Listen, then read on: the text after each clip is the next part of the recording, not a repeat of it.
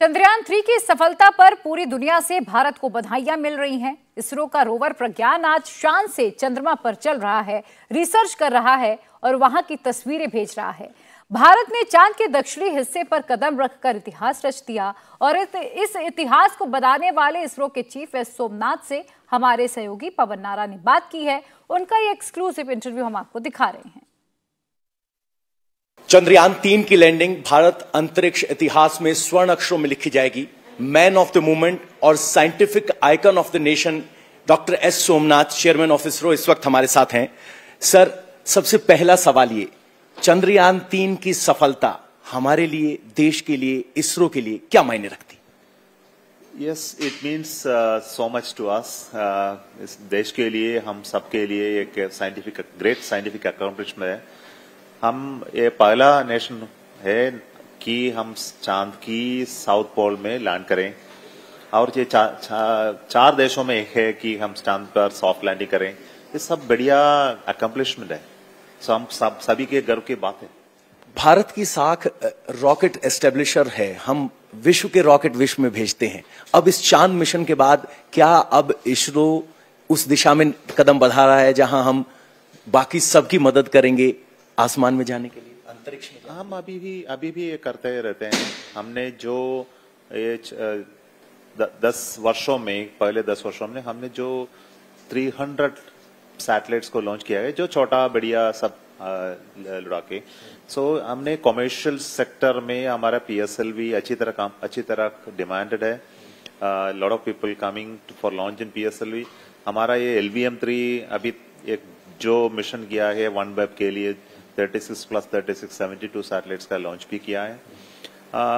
अगले वर्षों में हमको 3 या 4 लॉन्चेस कॉमर्शियल साइड से मिलेगा और गवर्नमेंट लॉन्चेस और प्राइवेट लॉन्च इंडिया से भी होगा।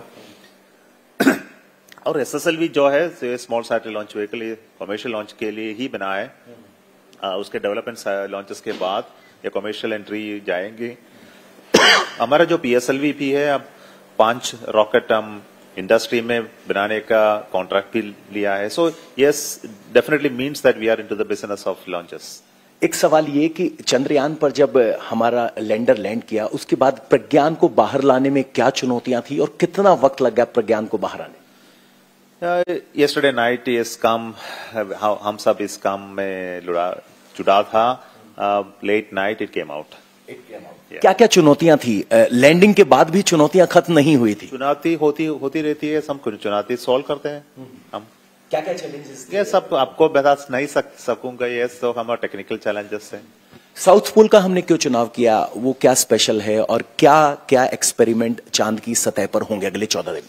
हमको जो 5 एक्सपेरिमेंट है, 2 है प्रज्ञान पर और 3 विक्रम पर। ये 2 एक्सपेरिमेंट है जो रोवर में है, जिससे हमको यह एलिमेंटल कॉम्पोजिशन है रोना रगोलित का, उसका पता चलेगा। और एक लेसर बेस्ड है और एक alpha particle based x-ray fluorescence के सहारा से ये मेजर कर सकें ये क्या एलिमेंट से ये लूना रगोलित बना है। और जो 3 एक्सपेरिमेंट्स है लैंडर में, एक लूना रगोलित का थर्मोफिजिकल प्रॉपर्टी मेजर करने का एक एक्सपेरिमेंट है, इसका नाम है चास्ते। और एक एक्सपेरिमेंट है रंभा, ये मून का एटमॉस्फेयर, चार्ज पार्टिकल एटमॉस्फेयर के बारे में टेस्टिंग मेजरमेंट करना है। Night and day time measurement का तरीका है। और तीसरा है इल्सा, ये इंस्ट्रूमेंट है, वह सीस्मिक एक्टिविटी जो होंगे उसके कोर में, चंद्रमा के कोर में क्या है, क्या वोल्केनिक एक्टिविटी अभी है, ये लिक्विड है, सॉलिड है। आपको पता है कि और अर्थ के अंदर में ये जो लावा है ना, ये लिक्विड है, पर चांद के अंदर क्या है हमको पता नहीं। सो उसका चांद को मैग्नेटिक एटमॉस्फेयर नहीं है, मैग्नेटिक प्रॉपर्टी बहुत कम है धरती से। ये क्यों ऐसा होता है? सो इसके सब के बारे में हमको बहुत स्टडी करना है। एक सवाल ये, अब हम चांद पर पहुंच गए हैं, चांद से आगे क्या? सूर्य की तरफ हम बढ़ रहे हैं, आदित्य-1 है, गगनयान है, उसके बारे में हम ऐसे करेंगे कि हमारा जो साइंटिफिक ऑब्जेक्टिव है, हम साइंटिफिक क्यूरियोसिटी है, उससे जुड़े होगा हमारा साइंटिफिक मिशंस। अब जो किया है चांद मिशन हमने किया है, मंगलयान भी किया है। इसके बाद हमने शुक्रयान की बार काम कर रहते हैं। हमारा डिजाइन जो होते हैं, हमने अब तो सुना होगा कि क्या प्राइम मिनिस्टर भी इन एड्रेस में शुक्रान के बारे में तो बोला था, और हम अगले मार्स ऑर्बिटर मिशन के बारे में सोच विचार कर रहे हैं, अगले मून मिशन के बारे में, कोऑपरेटिव मून मिशन में के बारे में जो scientific discussions are going on, so it's shows that we have lot of interest. ISRO ने स्थापित किया है कि हम जो चाह लें वो हासिल करते हैं। भारतीय कब स्पेस में जा पाएंगे, कब हम इंसान को स्पेस में भेज पाएंगे? एक दिन जरूर हम इंसान को स्पेस में भेज जाएंगे। हम हमारा गगनयान प्रोग्राम है, इसके लिए है जो हम जो करते हैं कि हमारे डिफरेंट सिस्टम्स को टेस्टिंग डेवलपमेंट कर रहे हैं। हमारे रॉकेट अभी भी हमारे पास से जो रॉकेट ह्यूमंस को स्पेस लाने का, बट वापस लाने के लिए क्रू मॉड्यूल का आवश्यकता है। इन एक्सीडेंट होते तो हमको एस्केप करने के लिए क्रू एस्केप सिस्टम के सहारा लेना पड़ेगा। इस सबको हमको ह्यूमन रेटिंग करना होगा और अनमैन मिशन भी करना है। इस सबके बाद हम अन इंडियन को स्पेस में भेजेंगे। एक सवाल ये कहा जाता है कि सफलता से ज्यादा असफलता सिखाती है। Failure is a great teacher. Chandrayaan 2 fail हुआ, उससे हमने क्या सीखा, और उस वक्त जब वो फेल हुआ तो टीम में क्या माहौल था? See, Chandrayaan 2 was not a great failure. It had elements of the orbiter lander. The orbiter is still working. Because of the orbiter only we got the orbital high resolution images, which is helping us to find out the good landing site. So it helped Chandrayaan 3 directly. Another important element is that it has a lot of scientific instruments. It re-established the abundance of water on moon. It's not just one trace of water, it's a lot of water there. So, and there are a lot of other scientific findings from Chandrayaan 2. So Chandrayaan 2 did a lot of good work. And this time we established communication also through Chandrayaan 2. But more importantly is the inability to touch down softly. In Chandrayaan 2, हमने जो पता है उसके fail analysis से क्या क्या modification करना है चंद्रयान 3 के लिए, क्या नया इंस्ट्रूमेंट्स डालना है, हम कैसे सॉफ्टवेयर बनाना है इसके लैंडिंग के तरफ है। कॉल भी हमने ये सॉफ्टवेयर को बोलते हैं गाइडेंस एंड कंट्रोल एल्गोरिथम है, सब आप कैसे बनाए, सब हंड्रेड्स ऑफ टेस्ट हमने किए। ये सबके सहारा से हमको ये लैंडिंग इसी तरफ अच्छी तरह कर सकी।